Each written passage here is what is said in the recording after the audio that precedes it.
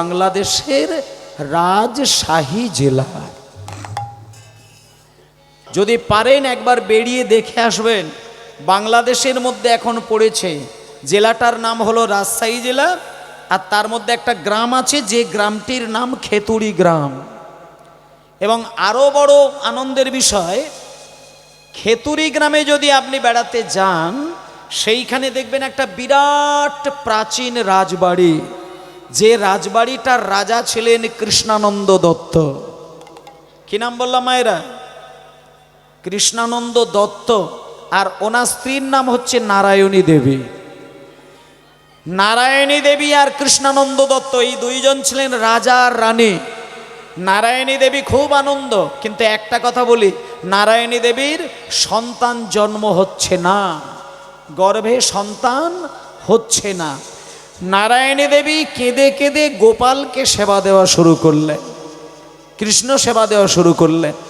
এবং কৃষ্ণকে সেবা দিতে দিতে নারায়ণী দেবী কেঁদে কেঁদে একটা জিনিস বলতেন, হে ভগবান, এই যে আমি তোমার যুগল চরণ সেবা করি, আমি কিচ্ছু চাই না, আমি কিচ্ছু চাই না ঠাকুর, শুধু একটা জিনিস আমি বলতে চাই, আমার গর্ভে তুমি একটা ছেলেকে পাঠাও, যে ছেলেটা জন্ম নিয়ে সারাটা জীবন ধরে যেন তোমার সেবা দিয়ে যেতে পারে।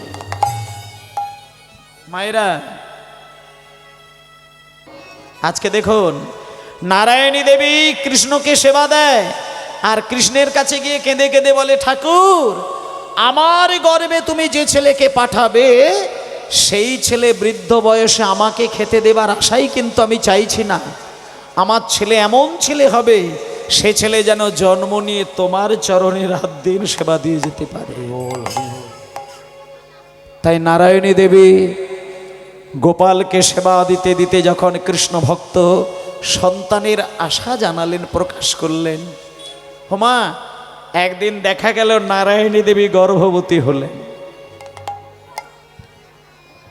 নারায়ণী দেবী গর্ভবতী হলেন এবং দেখতে দেখতে আরো কয়েকটি মাস পরে একটা সন্তানের জন্ম হলো। আদর করে মা বা এই ছেলেটির নাম রাখলেন নরোত্তম। এই এতগুলো বছর পরে নারায়ণী দেবীর একটা সন্তান জন্ম নিয়েছে মা।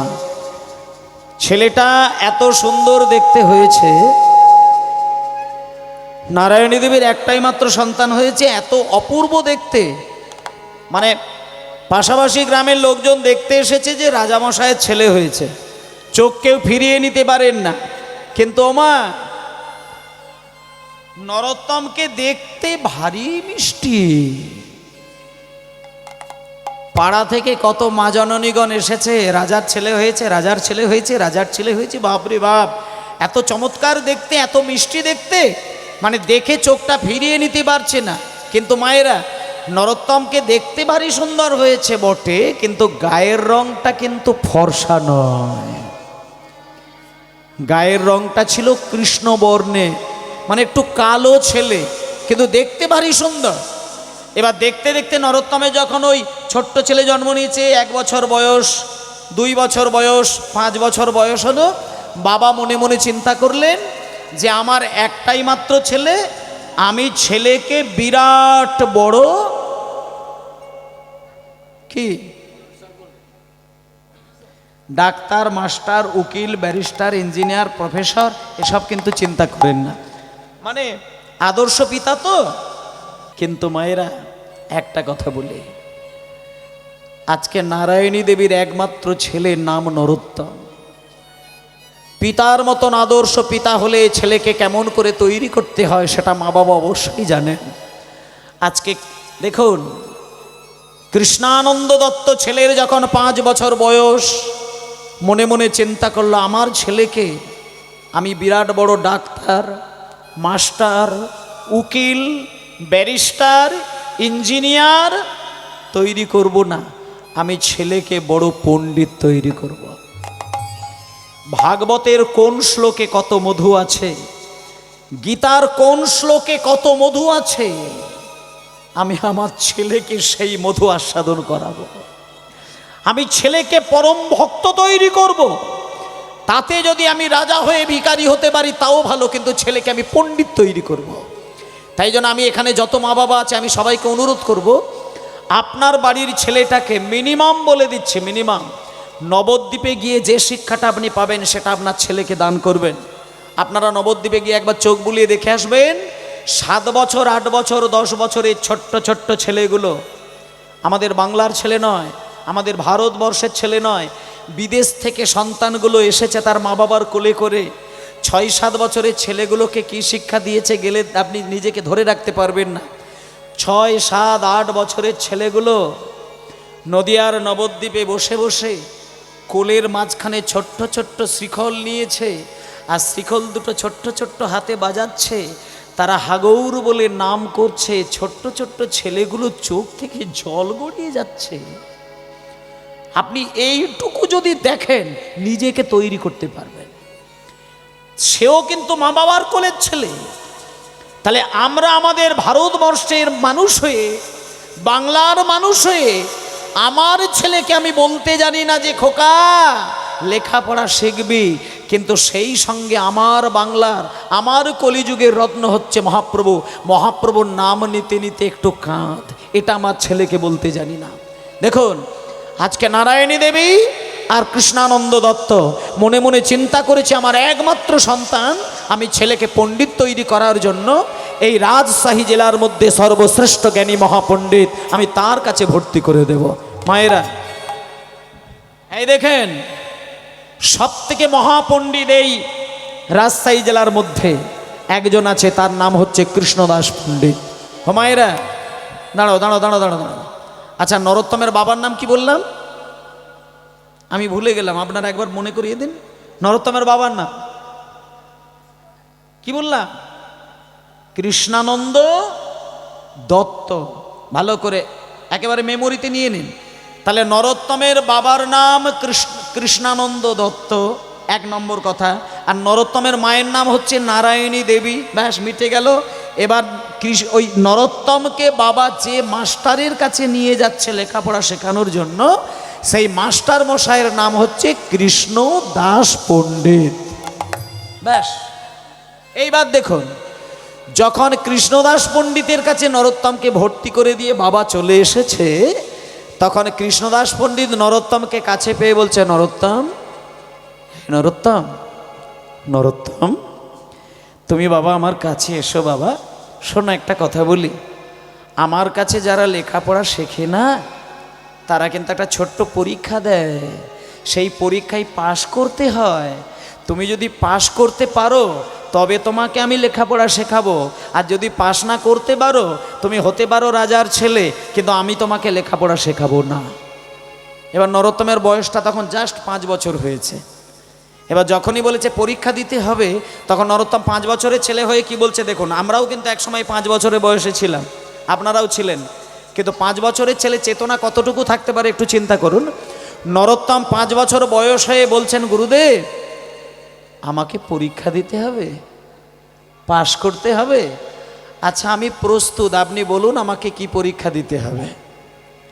তখন গুরুদেব বলছেন, পরীক্ষা যদি তুমি দিতে চাও তাহলে আমার কাছে এসে দাঁড়াও, আর 5 বছর বয়সও তোমার হয়েছে মানে আমি এইটুকু অন্তত জানি তোমার মা বাবা তোমাকে অ আ ক খ নিশ্চয়ই শিখিয়েছেন।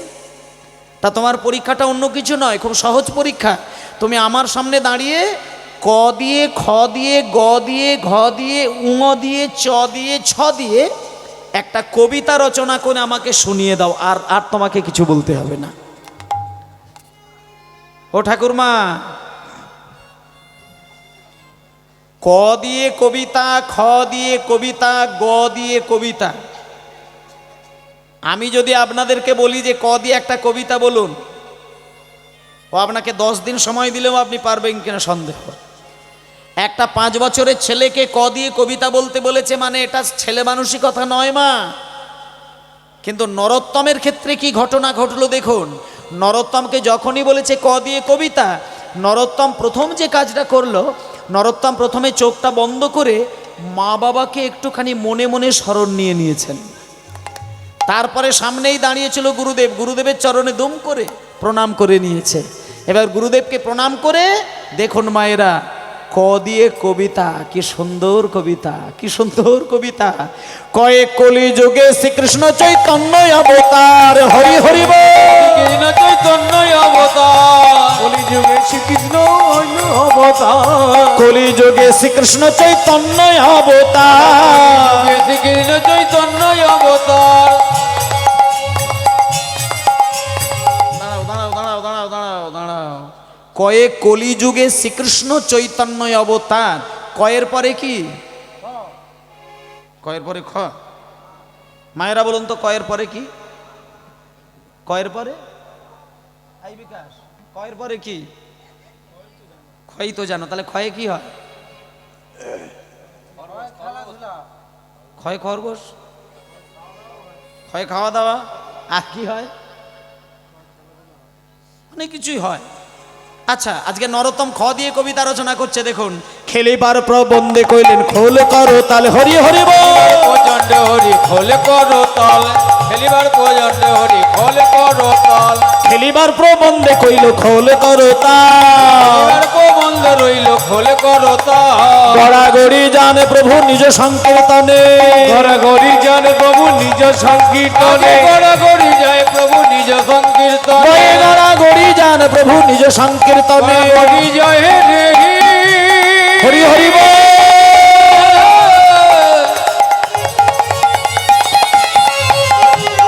গড়াগড়ি জয়,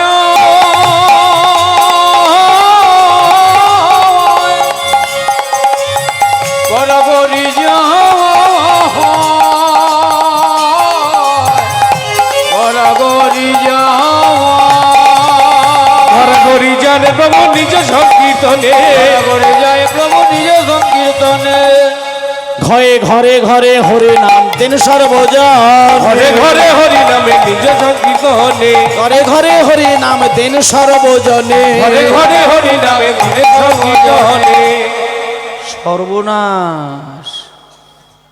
আরে হে খোকা, সামনে আয় তো দেখি। হ্যাঁ নরোত্তম, সামনে আয়। হ্যাঁ রে, কয়ে কলিযুগে শ্রীকৃষ্ণ চৈতন্য অবতার, ক্ষয়ে খেলিবার প্রবন্ধে কইলেন খোল করতাল, গয়ে গড়াগড়ি যান প্রভু নিজ সংকীর্তনে, ঘয়ে ঘরে ঘরে হরিনাম কি দেন সর্বজনে। আচ্ছা, এই কবিতা কি এর আগে কোনোদিন শুনেছিলিস কোথাও? কই হ্যাঁ? না তো, এর আগে কোনোদিন শুনেছিস? ইনকো না তো। হ্যাঁ, নরোত্তম বলছে বাবা ঠাকুর, আপনার আশীর্বাদে আর মা বাবার আশীর্বাদে না এই কবিতা মানে ওই আমার হৃদয় থেকে এক্ষুনি সৃষ্টি করে আপনাকে শোনালাম। বাহ, শোন রে বাবা, শোন, আমার কাছে কাছে কাছে শোন। আমি জীবনে যত যত যত যত ছাত্রদেরকে আমি লেখাপড়া শিখিয়েছি না, সবাইকে আমি এই পরীক্ষাটাই নিয়েছিলাম, কেউ পারে না, কেউ বলতে পারে না।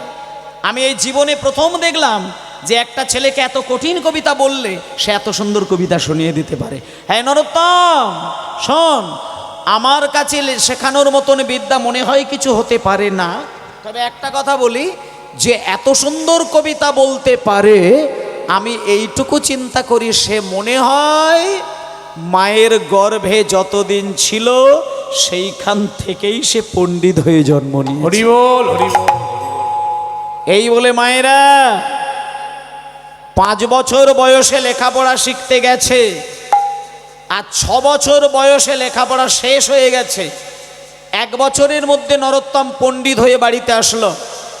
এইবার নরোত্তমকে শেষ বিদ্যাটা শেখাচ্ছেন মায়েরা। বলুন, এই দেখুন, যখন ছেলেটার বয়স হয়েছে 6 বছর, তখন গুরুদেব একদিন বলছে, নরোত্তম শোনো, আমার কাছে যা যা ছিল আমি তোমাকে একবারে ঝেড়ে দান করে দিয়েছি, আর আমার কাছে কিচ্ছু নেই, আমার কাছে কোনো বিদ্যা নেই, আমি উজাড় করে দিয়ে দিয়েছি। তবে একটা কথা আমি শেষ বিদ্যা তোমাকে বলে দিই, তুমি বাড়িতে যাবে, তোমার মা বাবাকে প্রণাম করবে।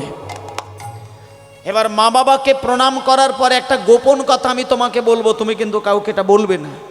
আমি জীবনে যে কথাটা আমি কাউকে বলি না, আজকে আমি সেই কথা তোমাকে বলবো। নরোত্তম, তুমি বাড়িতে গিয়ে প্রথমেই তুমি মাকে প্রণাম করবে, তারপরে তুমি তোমার বাবাকে প্রণাম করবে, তারপরে মা বাবাকে প্রণাম করার পরে পদ্মা নদীর জলে একদিন ডুব দেবে, স্নান করবে, আর পদ্মা নদীর জলে যখন ডুব দেবে, কাছে এসো, কাছে এসো, আমি জোরে বলবো না, আস্তে আস্তে বলবো। ওমা, এই যেই জন্য আপনাদেরকে বলেছিলাম যে পদ্মা নদীতে গেলে আপনি কি পাবেন সেইটা শুনে যান।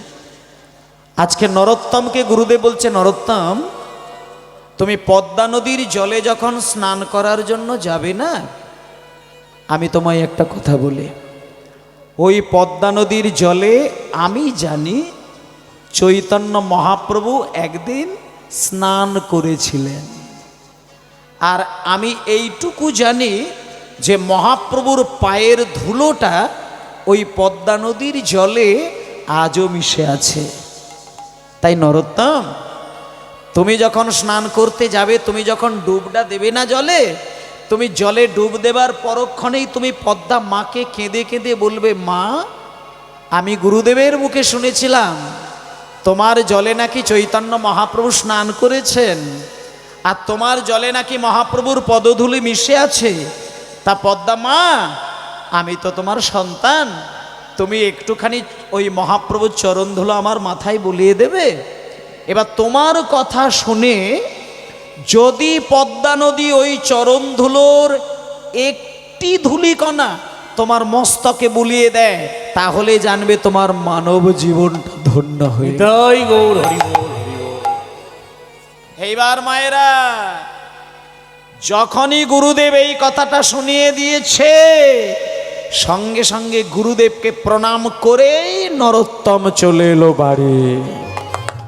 ভজ রাধা কৃষ্ণ গোপাল কৃষ্ণ, কৃষ্ণ কৃষ্ণ বল মুখে মনোরে, ভজ রাধা কৃষ্ণ। হরি হরি বল, হরি হরি বল। কৃষ্ণ কৃষ্ণ কৃষ্ণ বল মোকে মনোরে, আর ভজ রাধা কৃষ্ণ গোপাল কৃষ্ণ, কৃষ্ণ কৃষ্ণ বল মুখে মনোরে। ভজ রাধা কৃষ্ণ গোপাল কৃষ্ণ, কৃষ্ণ কৃষ্ণ বলো মুখে মনোরে। নামে বুক ভরে যায় অভাব বেটা, নামে বলে হরি জয়, অভাব মিটা, বুক ভরে যায় অভাব বেটা,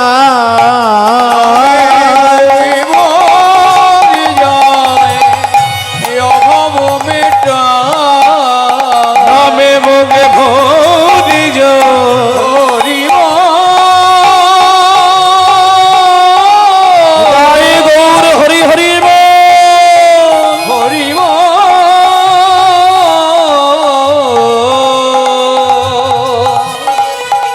হরি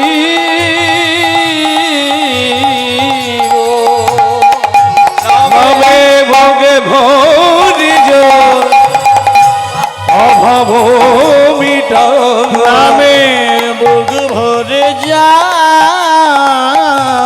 অভাব মেটায়, স্বভাব জাগায় মহা সুখে।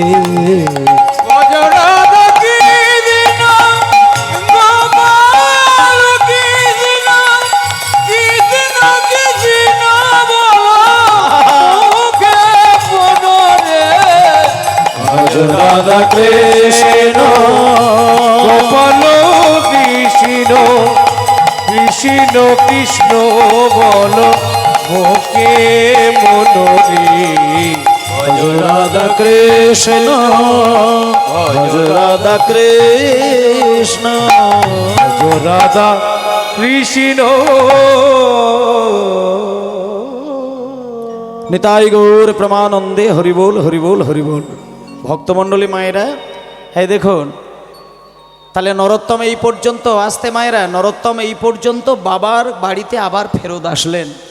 বাবা 5 বছর বয়সে গুরুদেবের বাড়িতে পাঠিয়ে দিয়েছিল।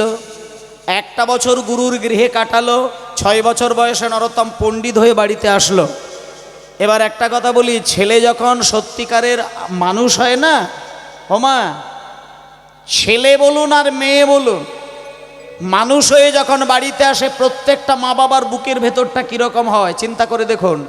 ছেলে মানুষ হলে মায়ের চোখ থেকে জল এসে যায়, এটা প্র্যাকটিক্যাল।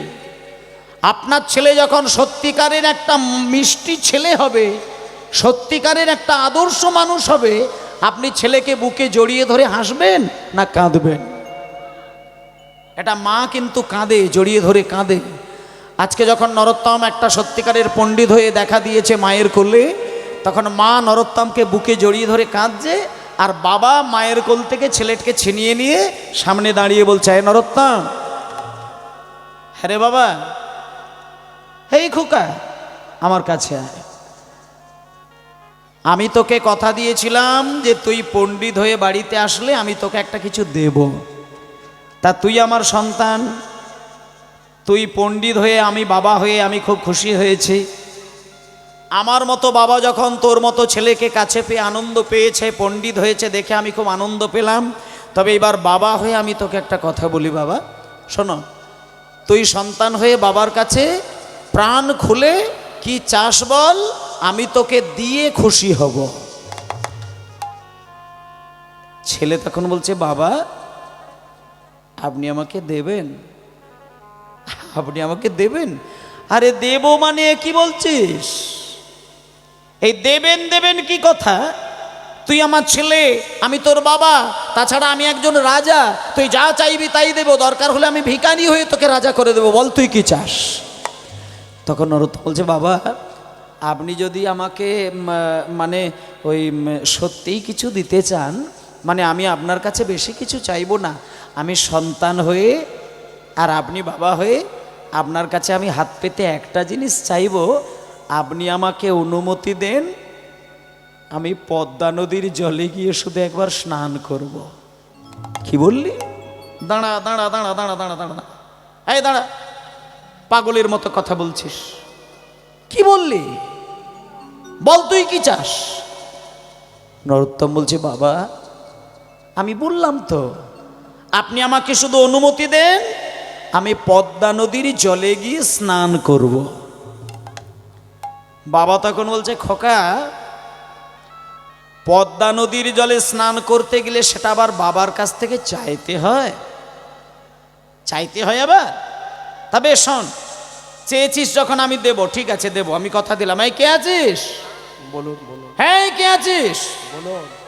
আমার রাজবাড়ির একটা ঘরের মধ্যে দেখবি কয়েকখানা সোনার কলসি রাখা আছে, তার মধ্যে থেকে একটা বড় সোনার কলসি নিয়ে আয়, আর সেই সোনার কলসিতে করে পদ্মা থেকে জল ভরে আমার ছেলের মাথায় ঢেলে ঢেলে আমার ছেলেকে পদ্মা নদীর জলে স্নান করিয়ে দে।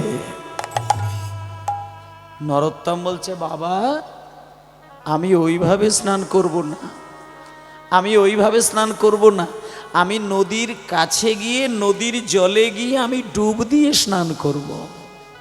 ও আচ্ছা আচ্ছা আচ্ছা আচ্ছা আচ্ছা, ঠিক আছে ঠিক আছে, তার মানে তুই নদীতে যাবি, এই তো? ঠিক আছে দাঁড়াই, কে আছিস রে? বলুন বলুন।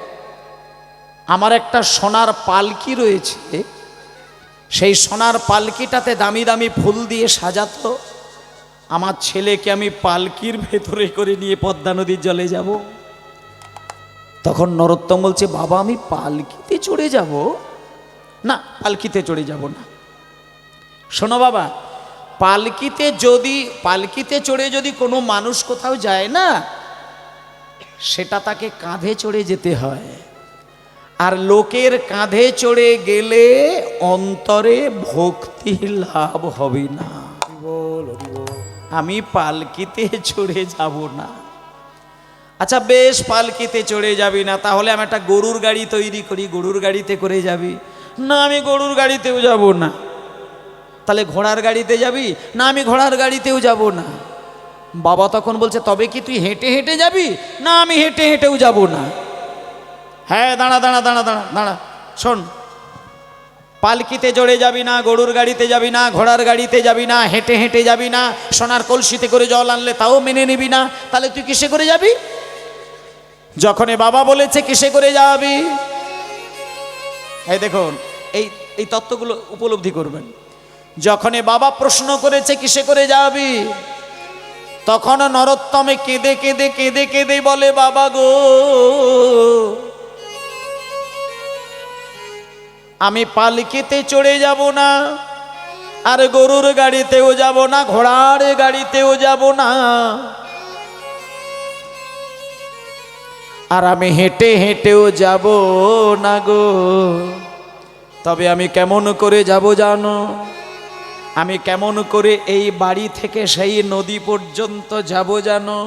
কিভাবে যাচ্ছে মায়েরা দেখুন। 6 বছরের ছেলের মুখের ভাষাটা শুধু শুনে যান।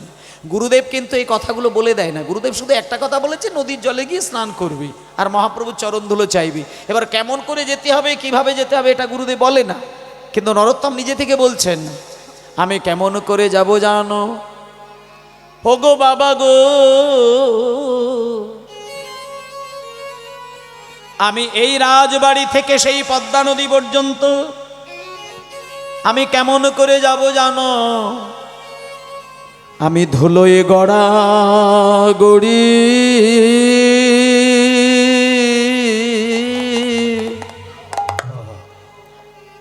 দিয়ে যাব,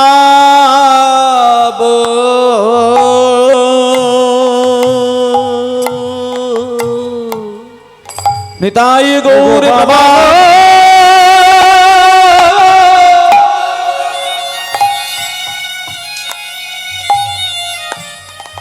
আমি ধুলোয় গড়া রে দিয়ে যাব, ও গো বাবা গো, ও ও ও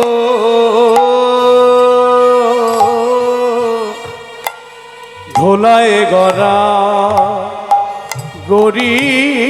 দাঁড়াও দাঁড়াও দাঁড়াও দাঁড়াও দাঁড়াও দাঁড়াও দাঁড়াও দাঁড়াও। ও বাবা, আজকে 6 বছরের ছেলেটা যখন আস্তে আস্তে আস্তে আস্তে 6 বছরের ছেলে আস্তে, ও বাবা, এই ভাই সামনে কথা নেই, আস্তে। যখন 6 বছরের ছেলেটা বলেছে যে ধুলোই গড়াগড়ি দিয়ে দিতে দিতে যাব, তখন বাবার তো চোখ বড় হয়ে গেল। হ্যাঁ রে, এই খোকা সামনে আয় তো। ধুলোর মধ্যে গড়াগড়ি দিতে দিতে তুই যাবি, যেটা কিনা রাজার ছেলে। আচ্ছা একটা কথা বলি, রাস্তার ধুলোটা তোর গায়ে মাগলে তোর কোনো অসুবিধে নেই তো? তা বেশ, তোর যদি ধুলো মাগলে তোর কোনো অসুবিধে না হয়, তাতে যদি তোর আনন্দ হয়, আমি বাবা হয়ে তোকে অনুমতি দিয়ে দিলাম, চলে যা, চলে যা তুই। এবার ছেলেকে অনুমতি দিয়ে দিয়েছে, কিন্তু ছেলে কি আর একা যাবে? বাবা তো রাজা। বাবা একটা 2জন প্রহরী দেখলেন, 2জন প্রহরীকে বলল, গো আমার ছেলে 6 বছর বয়স, ও শিশু বালক, ও এখনো পর্যন্ত কোনোদিন পদ্মা নদীকে ভালো করে চোখেই দেখে না, ও কোনোদিন জীবনে নদীর জল এখনো স্পর্শই করে না। আমি তোমাদের 2জনকে নরোত্তমের পিছনে পিছনে পাঠিয়ে দিলাম। তোমরা একটা কাজ করবে, এখনো গড়াগড়ি দিতে দিতে যাচ্ছে, যাক, তোমরা ওর গায়ে হাত দেবে না। যখন ও জলে নামবে, তোমরা তাড়াহুড়ো করে ওর 2টো হাতকে ধরবে। ও যখন ডুব দেবে, ডুব দেওয়া হয়ে গেলেই ওকে তুলে নিয়ে বাড়ি চলে আসবে। দেখো ছেলের যেন কোনো ক্ষতি না হয়। এই বলে মায়েরা দেখুন, নরোত্তম গড়াগড়ি দিতে দিতে দিতে দিতে দিতে দিতে দিতে দিতে দিতে দিতে বহু দূরে চলে গেল। আর যে 2জন প্রহরী, তারা নরোত্তমের সঙ্গে সঙ্গে সঙ্গে সঙ্গে যাচ্ছে। এবার গড়াগড়ি দিতে দিতে একেবারে নদীর ঠিক জলের কাছে গিয়ে না, নরোত্তম আর গড়াগড়ি দেয় না, এবার উঠে দাঁড়িয়েছে। নরোত্তম ভাবছে আমি নদীর জলে স্নান করব, কিন্তু স্নান করতে গেলে প্রথমেই তো নদীর জলে আমাকে পাটা দিতে হবে। আর আমি এইটুকু জানি যে নদীর জলে স্নান করতে গেলে আমি যদি পাটা আগে জলে দিই, তাহলে তো পদ্মা মায়ের মাথাতেই তো পা তুলে দিলাম। না না না না না না, এটা ঠিক না। আমি নদীকে মা বলছি, সেই নদীর জলে প্রথমেই পা দেবো? না না না না না, আমি বরং নদীকে ভালো করে প্রণাম করে নেব। এই বলে নরোত্তম করেছে কি, পা আগে বাড়ায় না, হাত আগে জলে স্পর্শ করে না, সুন্দর করে পদ্মা মাকে প্রণাম করতে গেছে। আর যেই লম্বা হয়ে শুয়ে পড়ে মাকে প্রণাম করতে গেল, অমনি নরোত্তমের মাথাটা নদীর জলের ঢেউ এসে ছুঁয়ে গেল। এইবার আমি মায়েদেরকে একটা প্রশ্ন করব, আপনাদের একটা কথা মনে আছে কি? অনেকগুলো বছর আগের ঘটনা আমি বলি। চৈতন্য মহাপ্রভু পদ্মা নদীর জলে স্নান করতে গিয়ে 3 ফোঁটা চোখের জল নদীর জলে মিশিয়ে দিয়েছিল, মনে আছে আপনাদের? আচ্ছা, এবার মহাপ্রভু বলেছিল কি যে এই 3 বিন্দু জল 5-6 বছরের একটা ছেলে নরোত্তম যেদিন প্রথম স্নান করতে আসবে তার হৃদয়ের মধ্যে বুলিয়ে দেবে, সেটাও মনে আছে। এবং বলেছিল যে ছেলেটা স্নান করতে আসার সময় দেখবি তোর জল ছুঁলে শতগুণ বৃদ্ধি পেয়ে যাবে। আজকে সেই দিন। যখনই নরোত্তম প্রণাম করতে গেছে পদ্মা নদীকে, সঙ্গে সঙ্গে নদীর জলের ঢেউটা এসে নরোত্তমের মাথাটা স্পর্শ করল। আর যেই নদীর জলটা নরোত্তমের অঙ্গ ছুঁয়ে গেল, প্রণামের ছলে জলে পরশ করিল। হরিব জলে জলে পরশ করিল, প্রণামের ছলে জলে পরশ করিল, প্রণামের ছলে জলে পরশ করিল, প্রণামের ছলে জল পরশ করিল, প্রণামের ছলে জল পরশ করিল। আর তখনই পদ্মা নদীর তরঙ্গ বাড়িল। হরি হরি বল। নদীর তরঙ্গ বাড়িল, তখনই পদ্মদেবীর তরঙ্গ বাড়িল, পদ্মা নদীর তরঙ্গ বাড়িল, তরঙ্গ বাড়িল, তরঙ্গ বাড়িল, তরঙ্গ বাড়িল, তরঙ্গ বাড়িল। নরোত্তমের ছোঁয়া পেয়ে তরঙ্গ বাড়িল, নরোত্তমের ছোঁয়া পেয়ে তরঙ্গ বাড়িল, নরোত্তমের ছোঁয়া পেয়ে তরঙ্গ বাড়িল, নরোত্তমের ছোঁয়া পেয়ে তরঙ্গ বাড়িল, নরোত্তমের ছোঁয়া পেয়ে নিতাই গৌর হরি বলে হরি হরি রে। গৌর হরে বলে, নরোত্তমের ছোঁয়া পেয়ে গৌর হরে বলে, আজ নিতাই গৌর হরে বলে, নরোত্তমের ছোঁয়া পেয়ে তরঙ্গ বাড়িল, তরঙ্গ বাড়িল, তরঙ্গ বাড়িল। সর্বনাশ হয়ে গেছে মা। যখনই পদ্মা নদীতে আসতে মা স্নান করার জন্য, যখনই প্রণাম করার জন্য নদীর জলটা ছুঁয়ে গেছে, নদীর ঢেউটা যে গতিতে চলছিল ওইখান থেকে কয়েক শতগুণ ঢেউ একটা বৃদ্ধি পেয়ে গিয়ে এক ঝাপটায় ওই 6 বছরের ছেলেটাকে একেবারে জলের গভীরে নিয়ে চলে গেল। এবার যে দুজন প্রহরী তারা তো মানে চোখের পলক ফেলতেই পারল না, হঠাৎ করে নরোত্তমকে হারিয়ে ফেলল। তারা বুঝতে পারল না যে নরোত্তমের হাতটা ধরবো কখন। হঠাৎ করে যখন ঢেউটা দিয়ে নরোত্তমকে জলের তলায় তলিয়ে নিয়েছে, ওমা প্রহরীগণ আছাড় খেয়ে ওই নদীর ধারে মাথা ঠুকে কাঁদছে। রাজামশাইকে কি জবাব দেব, রাজামশাইকে কি উত্তর দেব যে নরোত্তম কোথায়? আমাদেরকে তো বুঝতেই সময় দিল না। একটা বিরাট ঢেউ এসে নরোত্তমকে জলের তলায় তলিয়ে নিয়ে গেল। আসলে মায়েরা, নরোত্তমকে কিন্তু পদ্মা নদী তলিয়ে নিয়ে যায়নি। পদ্মা নদী নিয়ে গেছে কিন্তু নরোত্তম তলিয়ে যায়নি। পদ্মা মা সন্তানের মতন করে তাকে নিজের কোলের মধ্যে বসিয়ে নিয়ে একেবারে নদীর তলায় গিয়ে নরোত্তমের চোখের সামনে চোখ রেখে কথা বলছে। এই যেমন মায়েরা আজকে আপনারা মা জননীর রূপ ধারণ করে হরিবাসরে বসে হরিনাম শুনছেন। তা আজকে কিন্তু সবাই ভাবলো বোধহয় নরোত্তম তলিয়ে গেছে, কিন্তু নরোত্তম তলিয়ে যায় না। নরোত্তমকে পদ্মা মা না নিজে একটা মা জননীর বেশ ধারণ করে ঘোমটা দিয়ে শাড়ি পরে কোলের মধ্যে নরোত্তমকে বসিয়ে নিয়ে চোখের সামনে চোখ রেখে নরোত্তমের দিকে তাকিয়ে আছে। এবার নরোত্তম তো বাচ্চা ছেলে, সে কিছুই বোঝে না। যখন দেখতে একটা মা আমাকে কোলে নিয়ে বসে আছে, নরোত্তম ওই কোলের মাঝখানে বসে থেকে বলছে, কে আপনি? কে আপনি? আমাকে কোলের মাঝখানে বসিয়ে নিয়েছেন, কে আপনি?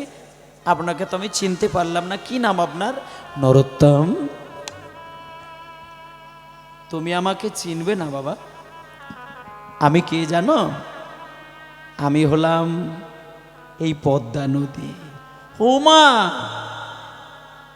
পদ্মা নদী আবার কথা বলতে পারে? হ্যাঁ রে নরোত্তম, পদ্মাও কথা বলে, তবে সবার সঙ্গে কথা বলে না। তোমার মতন যদি অনুরাগী কৃষ্ণ ভক্তকে পদ্মা কোনো দিন কাছে পায়, এই পদ্মা কেবল তার সঙ্গে কথা বলে। যখনই বলেছে আমি পদ্মা নদী, তখন নরোত্তম বলছে, পদ্মা তুমি যখন নিজে থেকেই আমাকে দেখা দিলে কোলে বসিয়ে, আমি তোমাকে একটা জিনিস চাইবো, তুমি আমাকে দেবে? আমি গুরুদেবের মুখে শুনেছিলাম তোমার জলে নাকি শ্রী চৈতন্য মহাপ্রভু স্নান করেছেন, ওনার পায়ের ধুলো আমাকে একটুখানি দেবে পদ্মা? যখনই মহাপ্রভুর পদধূলির কথা বলেছে, যখনই মহাপ্রভুর পদধূলির কথা বলেছে, তখন পদ্মা নদী কেঁদে কেঁদে কেঁদে কেঁদে বলে, নরোত্তম রে,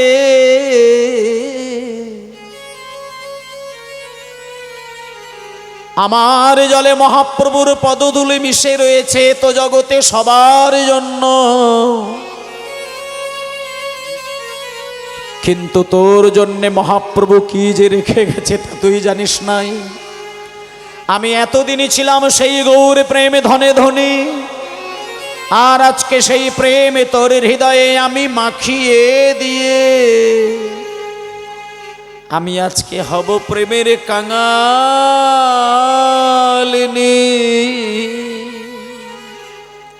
কাঙালিনী। এতদিন পর মায়েরা দাঁড়াও, আজকে যখন নরোত্তমকে কাছে পেয়েছে, এইবার শুনুন, সেই 3 ফোঁটা চোখের জলটা না পদ্মা নদী আর তাড়াহুড়ো করলো, দেরি করলো না, তাড়াহুড়ো করে নরোত্তমকে বুকের মাঝে জড়িয়ে ধরে তার হৃদয়ের প্রেমটা নরোত্তমের হৃদয়ে স্পর্শ করে দিলেন। এবার আপনাদের বলি মা, নরোত্তমের গায়ের রংটা কেমন ছিল বলেছিলাম? কালো না ফর্সা? কালো। আজকে নরোত্তমের অঙ্গটা আর কিন্তু কালো নেই। যখনই সেই গৌরহরির 3 বিন্দু চোখের জলটা নরোত্তমের দেহের মধ্যে একবার পদ্মা নদী বুলিয়ে নিয়েছে, দেখা গেল যে নরোত্তমের গায়ের রংটা ছিল কৃষ্ণবর্ণের, আজকে সেই ছেলেটাকে আর চেনা যায় না, কাঁচা সোনার মতন ঝকঝক করছে। এবার পদ্মা নদী বুকের মধ্যে জড়িয়ে ধরে বলছে, খোকা, এই নরোত্তম, আমার কোলে না বেশিক্ষণ থাকা যায় না, আমার কোলে বেশিক্ষণ অপেক্ষা করা যায় না, আমি পদ্মা নদী, এখানে বেশিক্ষণ কারোর থাকা চলে না, তুই চলে যা, তোর পিতা মাতা আশা পথে নয়ন দিয়ে বসে আছে। ব্যাস, এইবার দেখুন মা, নরোত্তমকে পদ্মা নদী যখনই জল থেকে তুলে দিয়েছে,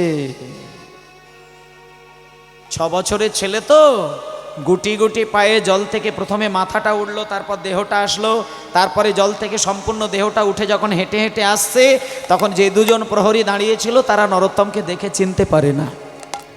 সামনে এসে বলছে, হ্যাঁ গো, এই খোকা, কে তুমি? কে তুমি? নরোত্তম বলছে, তোমরা আমাকে চিনতে পারছো না?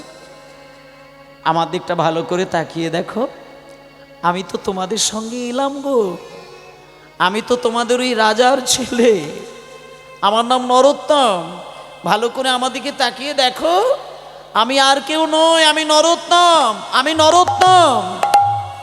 যখনই বলেছে নরোত্তম, তখন 2 জন প্রহরীগণ বলছে, তুমি নরোত্তম? হে, এতক্ষণ কোথায় ছিলে? বলি, এতক্ষণ তুমি কোথায় লুকিয়েছিলে? আমি কোথায় ছিলাম শুনবে? যেমন ডুবুরিরা সমুদ্রের তলায় ছুটে যায় দামি দামি রত্ন তুলে নিয়ে আসার জন্য, আর আজকে আমি পদ্মা নদীর গভীরে গিয়েছিলাম, আমি আজকে সেইখান থেকে রত্ন তুলে নিয়ে এসেছি। আমিও কিন্তু রত্ন তুলে নিয়ে এসেছি। কোন রত্ন? শোনো, আমি সেই কৃষ্ণ প্রেম রত্ন, আমি গৌর প্রেম রত্ন, আমি হৃদয় মাঝে জড়িয়ে ধরে যত্ন করে সঞ্চয় করে এনেছি। তোমরা কি কেউ নিতে চাও? যদি নিতে চাও, দূরে দাঁড়িয়ে থেকো না, তোমরা আমার কাছে এসো, আমার কাছে এসো, আমার কাছে এসো, আমার কাছে এসো, আমি প্রেম দেব।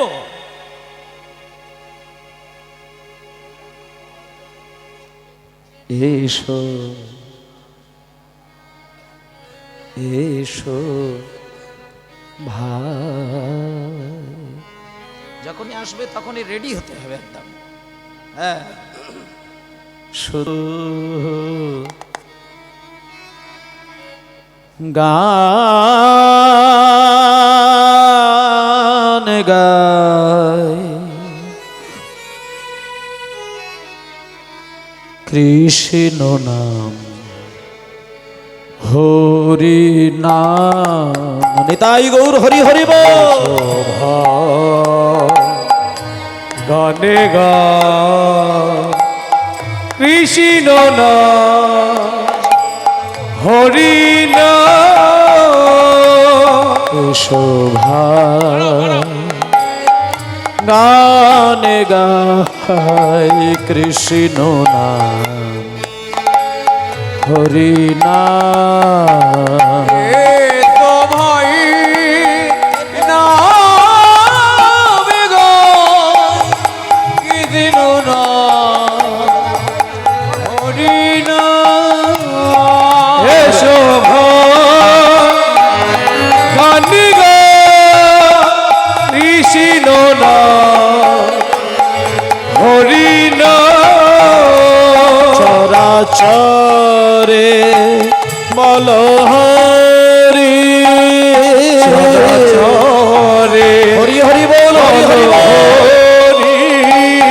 চরাচরে বল হরি চরাচরে বল হরি বল নাম মধুর নাম কৃষ্ণ নাম হরি নাম। চরাচরে বল হরি কৃষ্ণ না মধুরী না হরি না কৃষ্ণ না গান গায় কৃষ্ণ নাম হরি নাম। এ তো ভাই নাম গো কি দিন না হরি নাম। এসো ভাই গানি গা কৃষ্ণ না হরি না নিতাই গৌর প্রমানন্দে হরি বল হরি বল হরি বল হরি বল। 6 বছরের ছেলে নরোত্তম পদ্মা নদীর কোল থেকে চৈতন্য মহাপ্রভুর রেখে যাওয়া সেই কৃষ্ণ প্রেম সুধা হৃদয়ে ধারণ করে বাড়িতে এসে যখন তার নিজের জন্ম দেওয়া বাবাকে প্রণাম করল, যে বাবা ছেলেকে কাছে পেলে বুকে জড়িয়ে ধরত, সেই ছেলে কিন্তু বাবাকে বুকে জড়িয়ে ধরতে ভুলে গেল। কেন জানেন মায়েরা? শোনেন, যখন নরোত্তম এসে সামনে দাঁড়িয়েছে, বাবা ছেলের চোখের দিকে তাকিয়ে অবাক হয়ে গেল। ছেলেটা বাবা মনে মনে চিন্তা করছে, এ কেমন ছেলে, এ কে? চোখের মধ্যে মুনি ঋষিদের মতো গাম্ভীর্য, কথায় কথায় শুধু কৃষ্ণ নাম। আমার মনে হয় আমার এই ছেলে, যে ছেলে আমাকে প্রণাম করে পদ্মা নদীতে গেল, এই ছেলেটা আমার সেই ছেলে নয়। মায়েরা,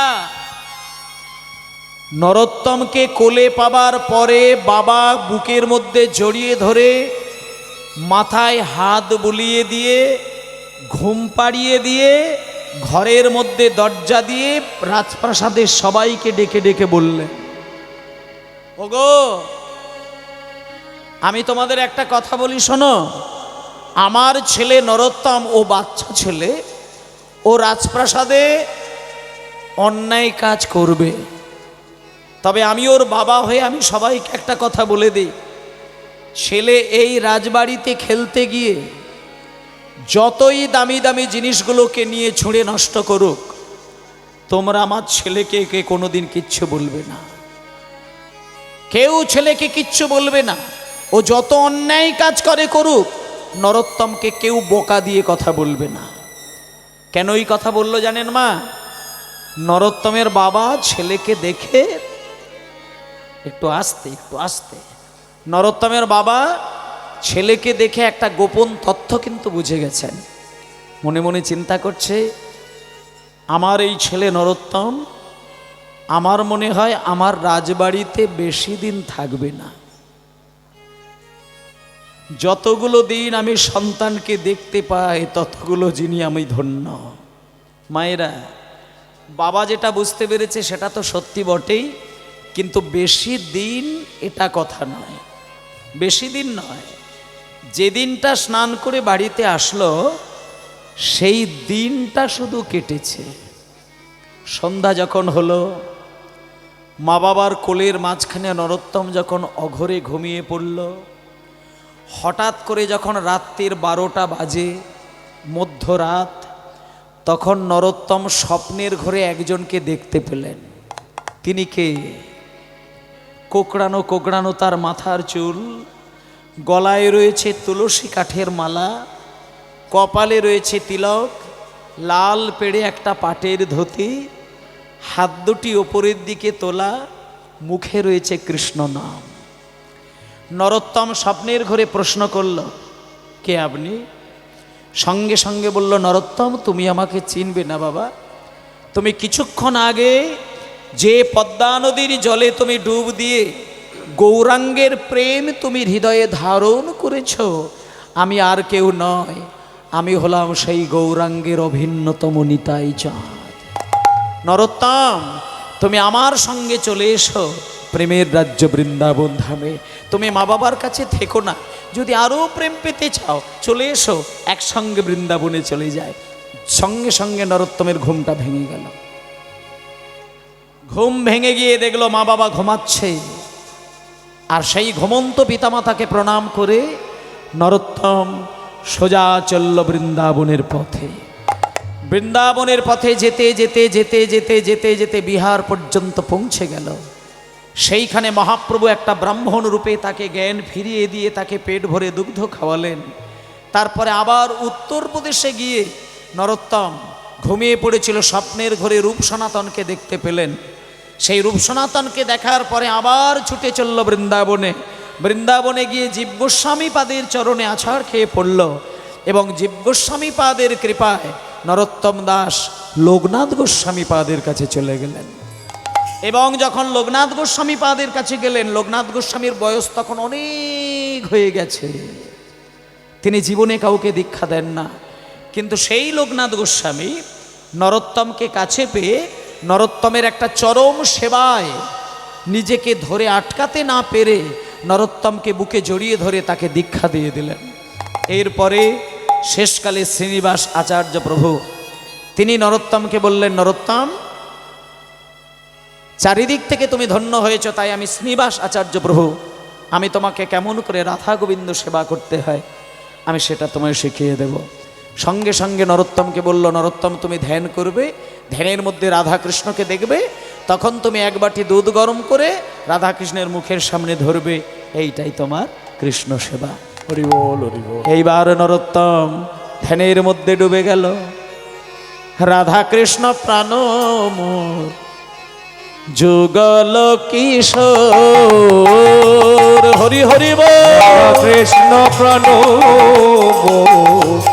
যুগল কিশোর, আর জীবনে মরণে গতি আরে নাহি জীবনে মরণে গতি আরে নাহি হরে রাধা কৃষ্ণ প্রাণ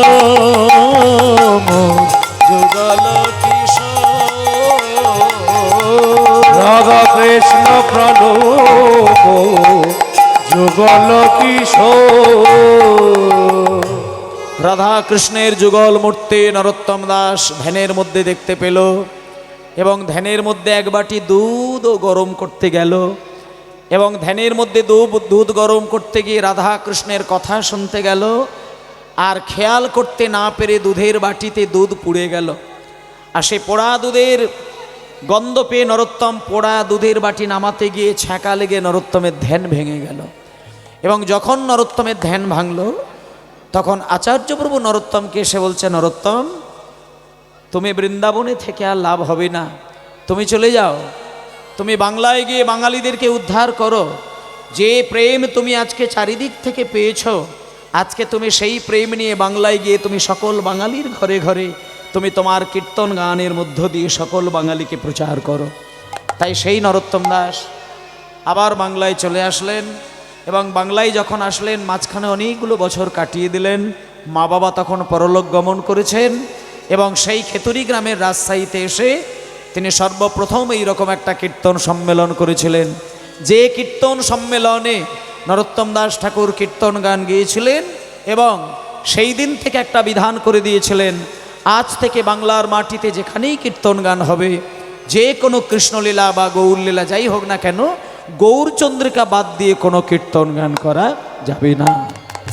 দেখতে দেখতে নরোত্তম দাস আরও কটা বছর ছিলেন, একদিন তিনি পরলোক গমন করলেন এবং সেদিনকে নরোত্তম দাসের দেহটা নিয়ে পদ্মা নদীর জলে ভাসিয়ে দেওয়া হয়ে গেল। সাদা দুধ হয়ে নরোত্তম দাসের দেহটা পদ্মা নদীর জলে বিলীন হয়ে গেল। সাউন্ডের কি গাম্ভীর্য গো! নিতাই গৌর, নিতাই গৌর প্রেমানন্দে হরিবোল, হরিবোল। সবাই বলো নরোত্তম দাস ঠাকুর কি, বৃন্দাবন ধাম কি, আপন আপন গুরুদেব কি।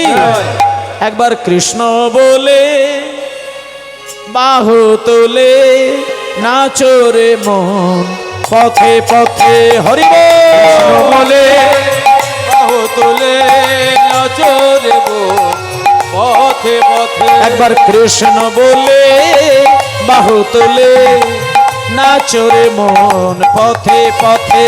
একবার কৃষ্ণ বলে বাহু তোলে নাচরে মন পথে পথে। কৃষ্ণ বলে বাহু তোলে নাচরে মন পথে পথে।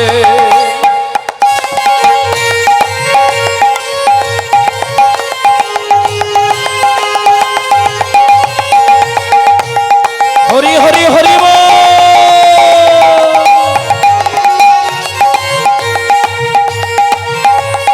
বিষয় বাসনা সব ছেড়ে ছেড়ে প্রাণ ভরে ডাকো তারে তারে। ওই বিষয় বাসনা ছেড়ে ছেড়ে প্রাণ ভরে ডাকো তারে তারে। বিষয় বাসনা মরি ছেড়ে ছেড়ে প্রাণ ভরে ডাকো তারে তারে। বিষয় বাসনা ছেড়ে ছেড়ে প্রাণ ভরে ডাকো তারে তারে। কৃষ্ণ বলে বাহু তোলে নাচরে মন পথে পথে। কৃষ্ণ বলে বাহু তুলে নাচরে মন পথে পথে। এ নামে নাই কোনো ক্রান্তে, হরি হরি বল। এ নামে আছে শুধু শান্তি। ও এই নামে নাই কোন ক্লান্তি, এই নামে আছে শুধু শান্তি। কৃষ্ণ বলে বাহু তোলে নাচরে মন পথে পথে। এবার কৃষ্ণ বলে বাহু তুলে নাচরে মন পথে পথে। হরি বল হরি